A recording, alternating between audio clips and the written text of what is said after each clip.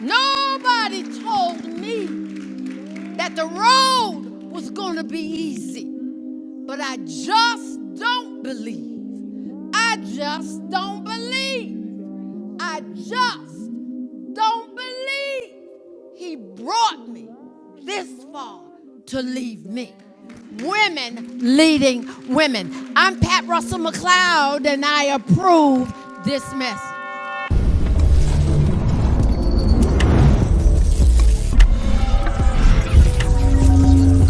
Welcome to Justice Rewired, the official podcast of the National Bar Association with Ashley Upkins. Today's guest is Patricia Russell-McCloud, a top-ranked motivational speaker who has spent more than 15 years on the lecture circuit. She has inspired thousands of people and was named one of the most influential people in the United States by Ebony magazine. So I'll say it again. Now y'all understand why I said I won't read her bio. I will just let her come and let her speak. And so my understanding is that we're going to have a short Q&A. And I'm sitting here with you, and you're going to ask me what you want to ask me. Is that how you would like this to operate?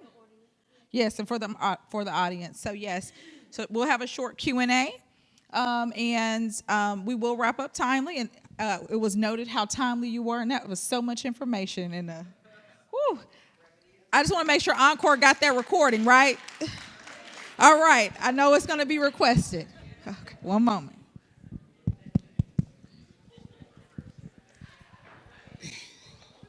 We're always pleased to see talent and dedication at the helm of our organizations.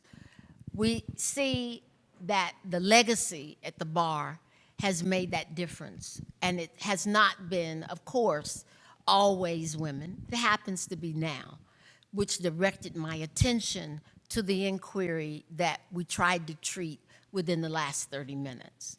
For your consideration and transformational action of support. So, Madam President, what challenges, choices have you curated for your legacy and lasting at the top in this year of administration, vision, and difference making?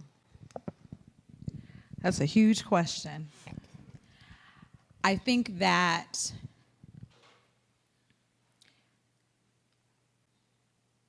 the legacy is still being built in this year. I was explaining this to someone the other day. They were asking about leadership, and oh, how's your bar year going? And I used to have a default of, oh, it's fine, it's going. And then sometimes it's so heavy that you have to be honest. And I said, it's lonely. Because there's relationships that you've had. I've been a part of the organization since law school. And if two people come up to you with great but opposing ideas, and you tell one yes, you're inevitably going to upset someone. My goal has been to be transparent. That's a big word for me for legacy, is transparency. And part of transparency is highlighting the things that we don't want other people to see. But we say behind the scenes. What I mean by that is we spend a lot of time connecting and socializing and discussing issues. We were spending little to no time on practical solutions and wondering why we weren't moving the needle. We were saying that we wanted a pipeline for students, for the next generation of leaders. But many times, we always say the shoulders on which I stand. Sometimes it was different because those same giants were stepping on top of the leaders that were seeking to move up. Because instead of looking at us as their progeny, they were looking at us as their competition. I was seeing us saying that we care about students, but not making sure that we had pathways outside of just volunteering for the grunt work and not elevating them in a way. I was also seeing we would smile at each other for pictures and for in the public, but absolutely tearing each other apart roughly around March of every year as the campaign season started for internal jobs. I was seeing absolute disruption and chaos in our plenary sessions, but then we walk around the whole week talking about unity and Black excellence.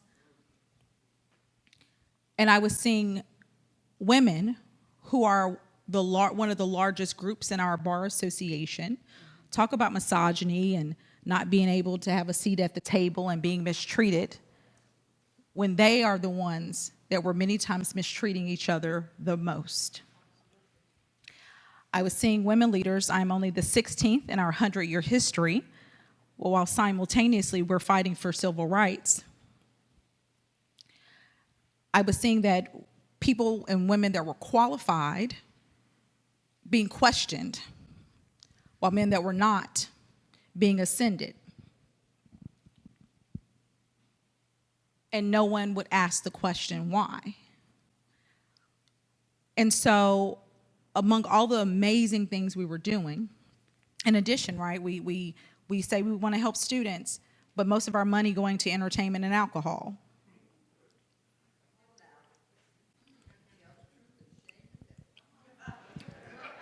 We say we want to seat at the table, but we're not making any for our next generation. We tear people down because they're trying to move us to the next phase. Our time here is finite. That's why it's important that young people like Piaget come after. But it can't only be that you're helping people if they do it on your terms all the time. And so my legacy, I hope, is to not just talk about the issues, but also show solutions. And so with the Gertrude Rush or Wiley Brenton Symposium, we talked about economics. We hit those issues head on.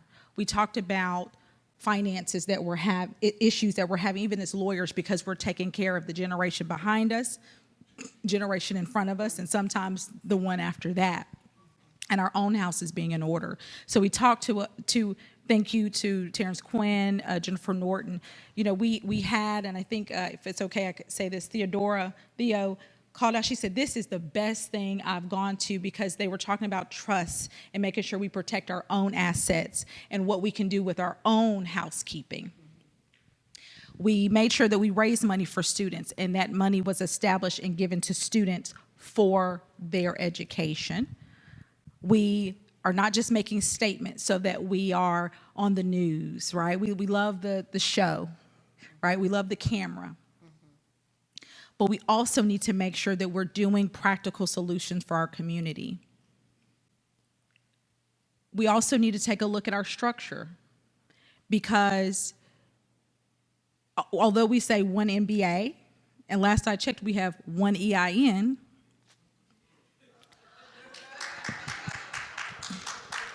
people are operating in their own little fiefdoms. And who are you to tell me with what I do, and I raised this, and I've been this, and I've been over this for 10 years. You can't take me. I've been on this committee, and I've been over this. Who are you to do that? And I knew I would take a hit. I knew people would be upset. I knew my motives would be called into question. I was prepared for that. What I wasn't prepared for is to feel lonely while it's happening. Because I had so many people that stood by me when I was campaigning, and it was the hype and the beat the other person, beat the other Black person. So much. But the slightest no will create the biggest gap. And that's not to say that I don't have support, because I absolutely do.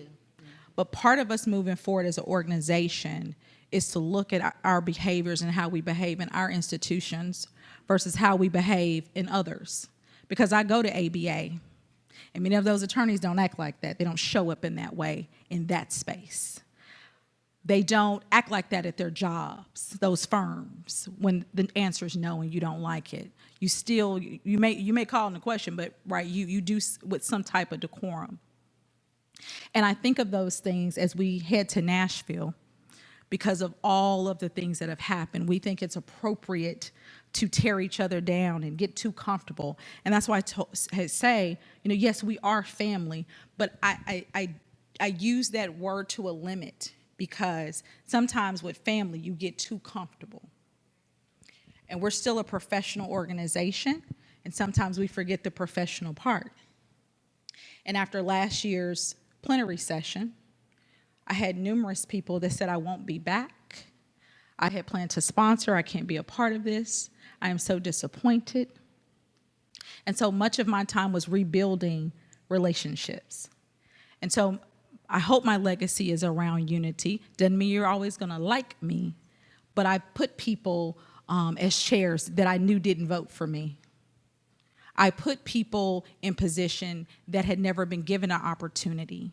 I honored people that were behind the scenes working relentlessly without ever getting a thank you or an acknowledgement.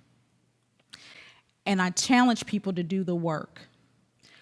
And so that, I hope, is my legacy.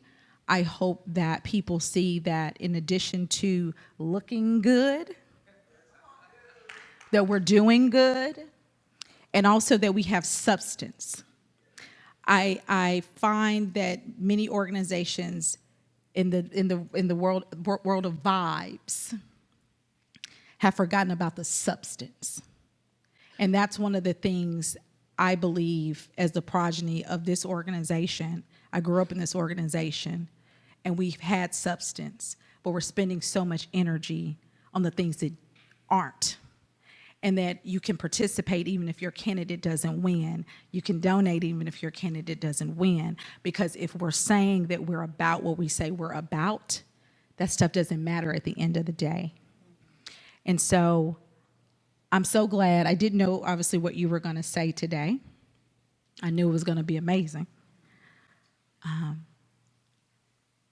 But I'm being very vulnerable, I don't have any prepared notes.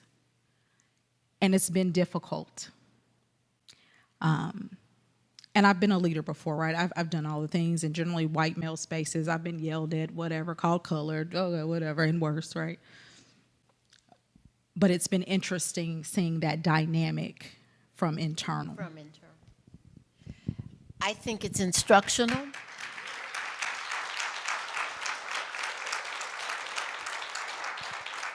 We celebrate the cathartic release that you've given us, because it is vulnerable to be that granular in your explanation of legacy and your journey, because it is not a red carpet ride, but it's a ride that has to be taken, and we're proud of you.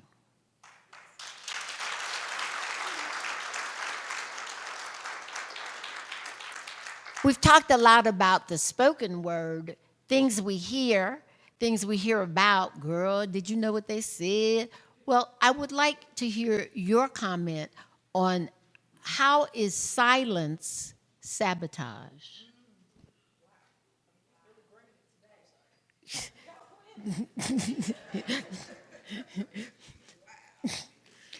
Because many times in our meetings, we really do think somebody else they'll fix it. They'll speak on it.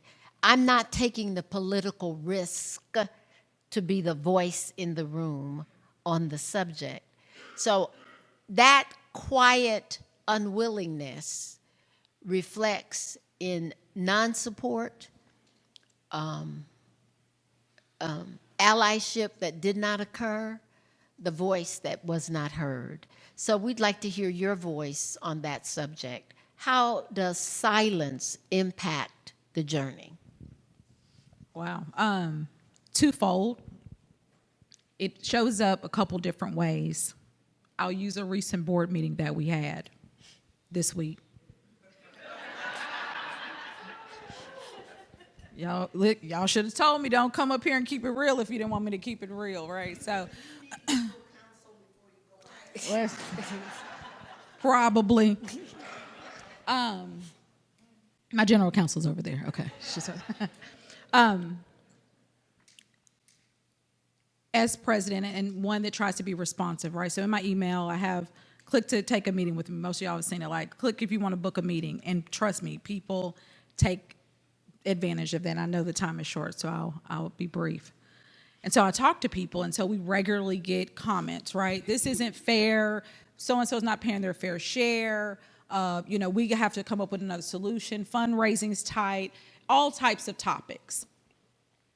And what's interesting is when we get to the meeting, now mind you, I've had to go and hear you out, meeting after meeting, person after person, group after group, leader after leader.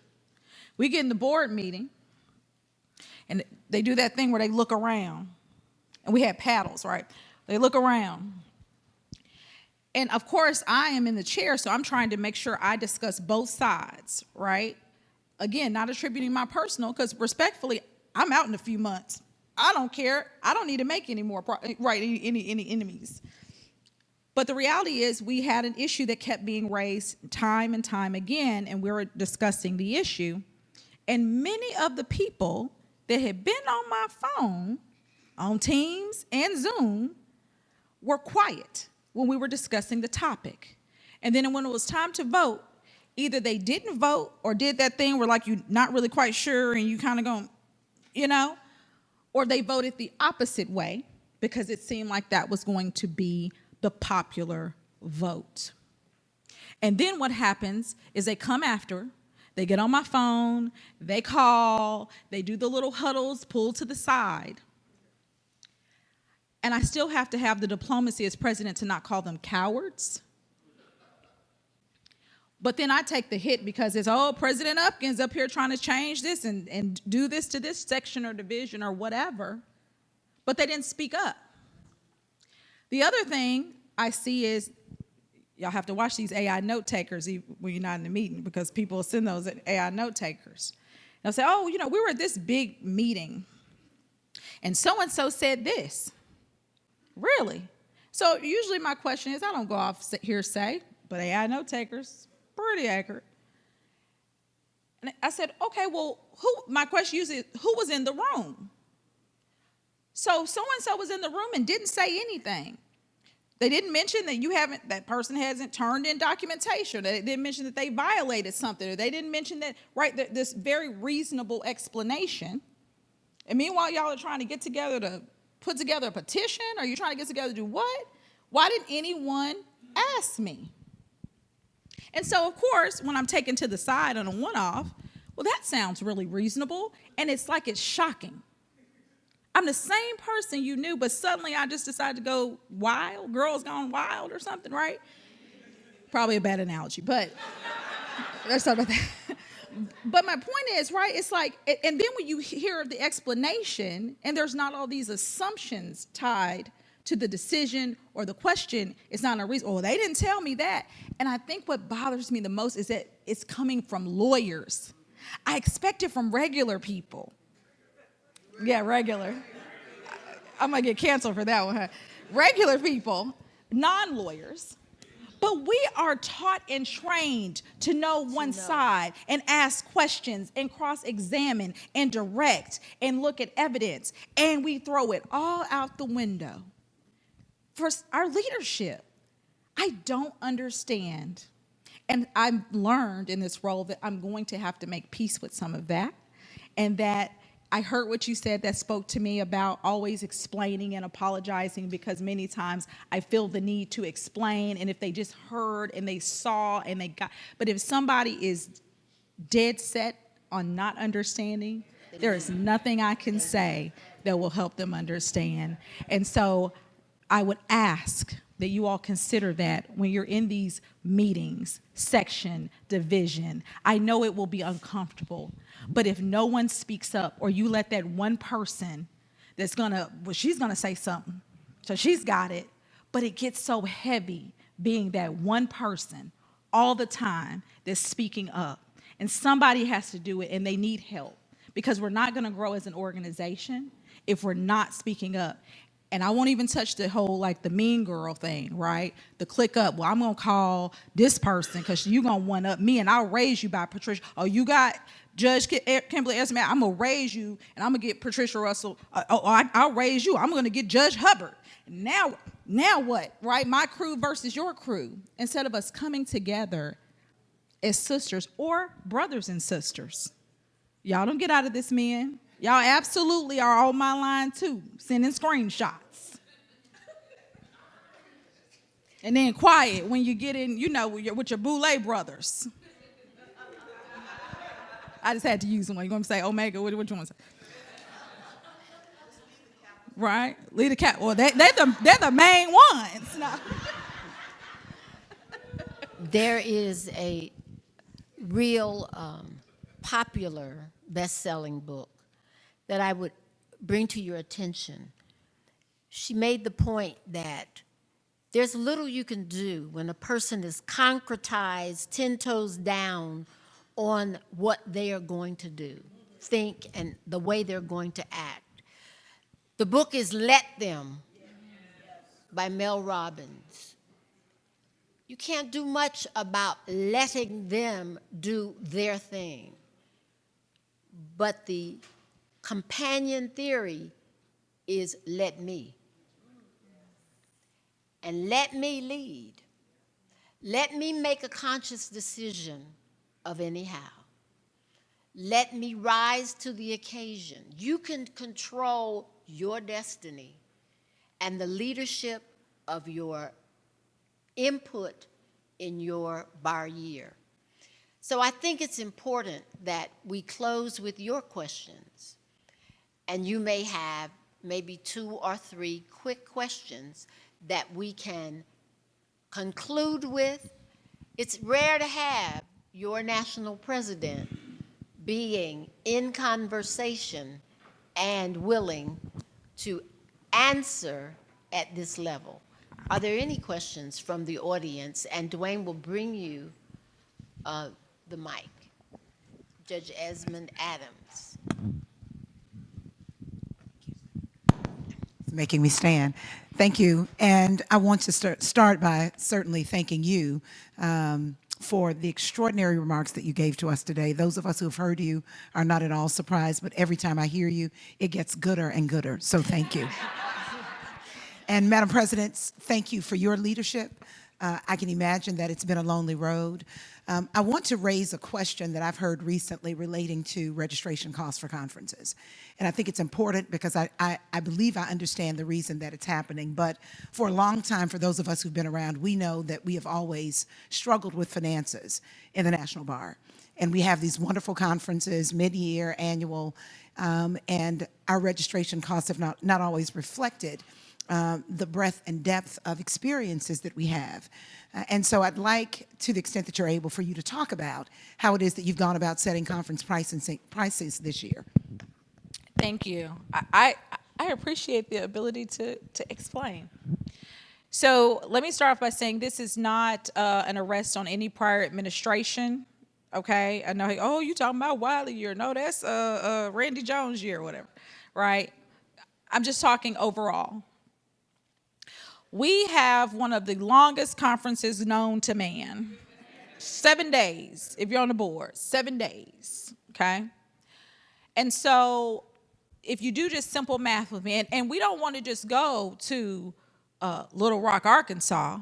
We want Miami Beach, on the water, New York. We want the location.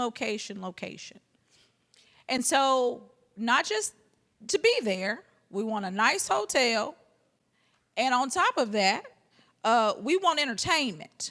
Oh, we want celebrities, because of Randy Jones. That was Randy Jones' fault, right?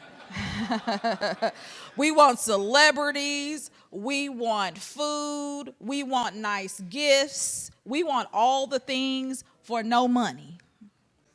And I have a few people that have planned conferences in here, especially Leslie Davis, right? And so if we have one mic, it feels poor. They passing 5-person panel with one mic. These things are like $40 a pop per day. I think it's Encore will tell me, right. But also the screens, etc. We have been taking losses on many of our events. The reason why it wasn't always clear is because the accounting is so wonky, because here's what happens. I'm sorry, I got to get on my soapbox, and I'm sorry, Edie Rose, because this is important.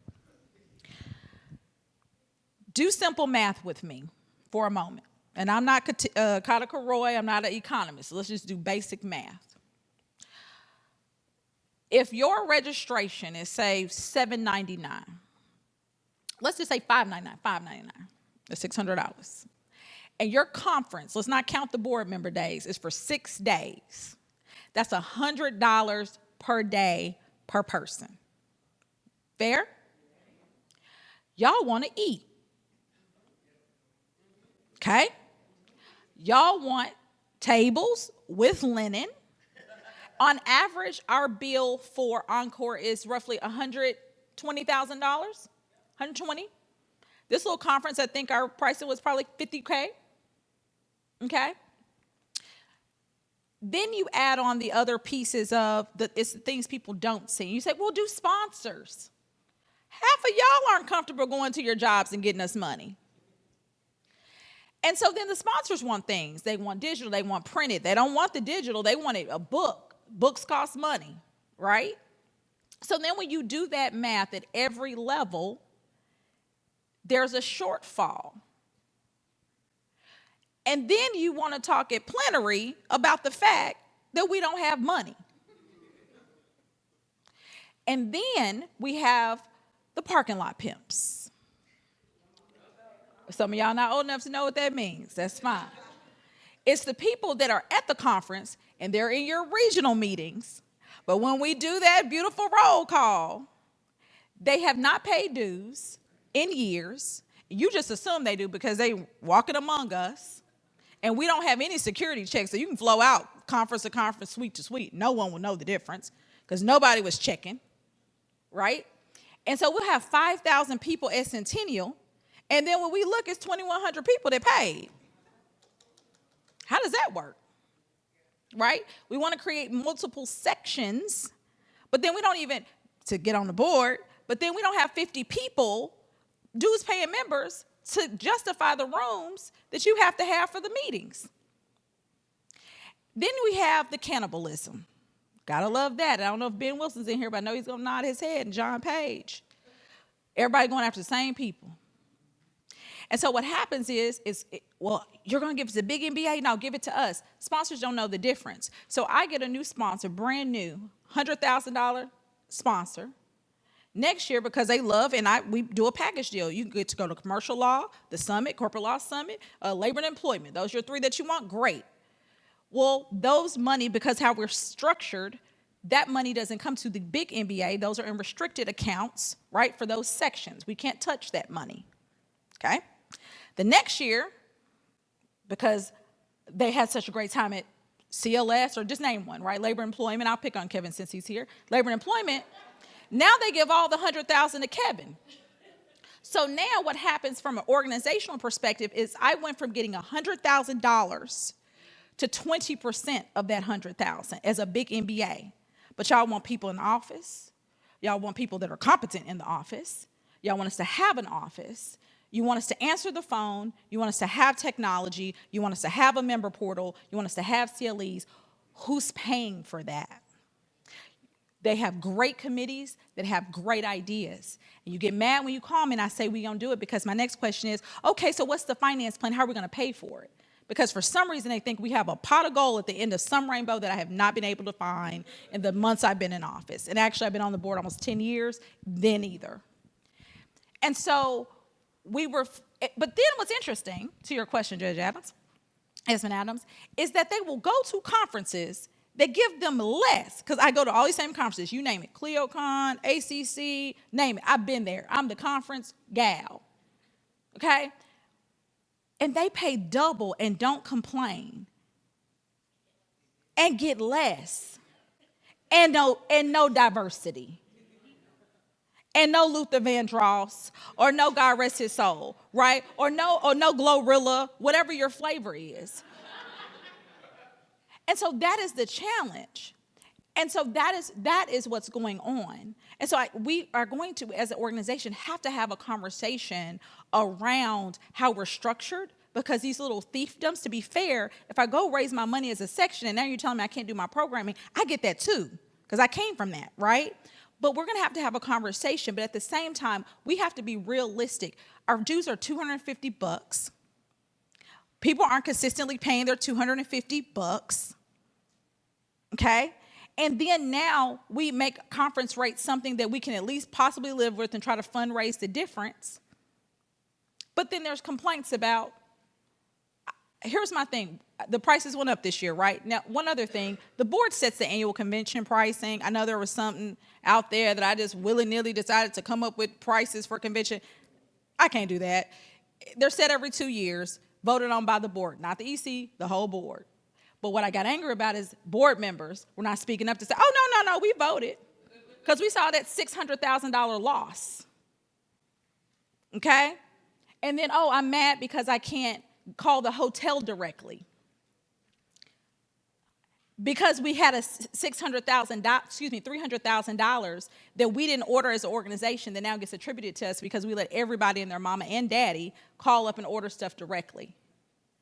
But nobody's there for that bill. And I see Sheila Boston looking slow. Exactly. See, these are the things, if we're going to talk about it, let's talk about it. But I have receipts, literally, because we paid it. And so I want us to stop this person raised this money, this year raised this money. We as an organization really need to think how we're funding things. Programs, if they don't make money, well, we really don't make any money. Then we don't need to have it. That's simple math.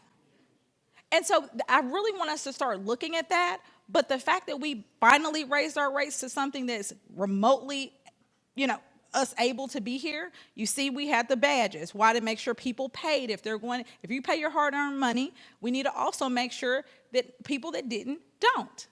Our sponsors need to have CLEs that have people in them. Because if you're not here because everybody gets a wild hair, guess who doesn't want to sponsor our programming next year? People, and again, what you say about the nobody, I could never say it like you, but everybody assumes somebody's going to be in the room and then no one's in the room.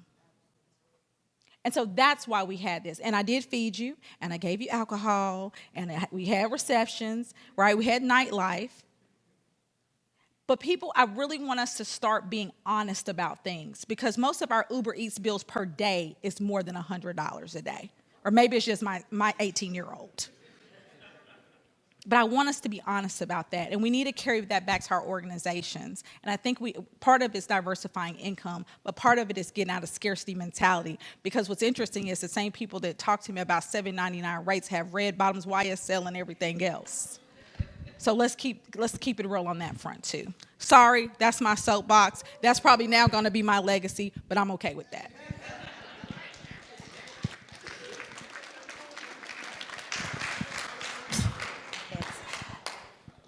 It's rare that you really get the reality check of knowing that we as a membership never really know what the president knows. And just because she or he carries the load does not mean it is not heavy. We've heard that today at a level not often and always experienced. So we thank the president for that inside outlook of leadership. Judge Hubbard?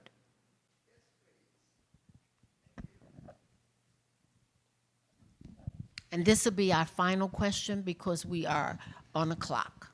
Well, actually, I'm hard-pressed to find a question because I wanted to make a comment if I have that liberty. You do?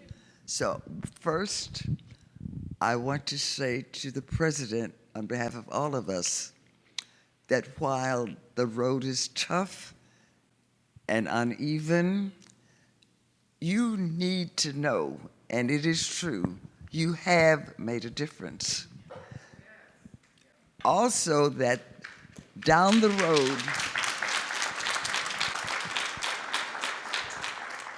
the recommendations you have made Some of them will be implemented and done well, but you won't get the credit.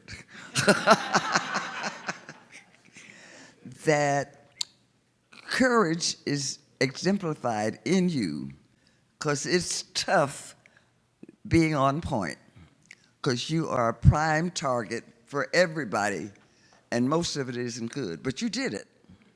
So I rise because I've got over 50 years experience, and I do know it's tough, but I also know, just like the sun rises, you have grown, you have contributed, and you will be remembered, and eventually everybody will be grateful.